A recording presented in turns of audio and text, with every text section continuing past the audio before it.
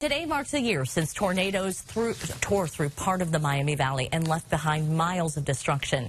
We flew Sky 7 over parts of Greenville where you can see trees were knocked over here and parts of buildings were destroyed.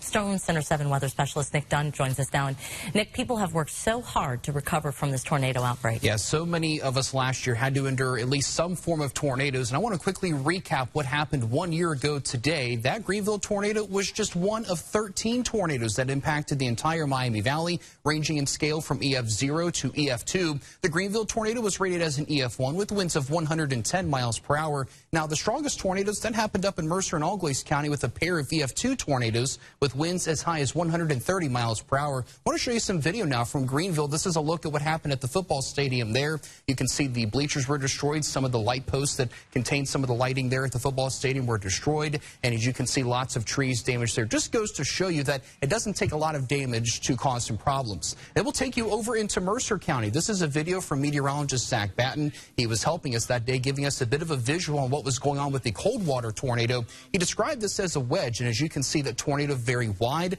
and a wedge tornado is described as it being wider than it is tall. That was one of those EF2 tornadoes that tore through Mercer County. And as we give you a live look here back behind me, Greenville, you notice a lot quieter this evening, and thankfully that type of weather is here to stay for a little while longer. Chief Meteorologist Austin Cheney is back with the full forecast in just a little bit to time out when the next chance of rain will return.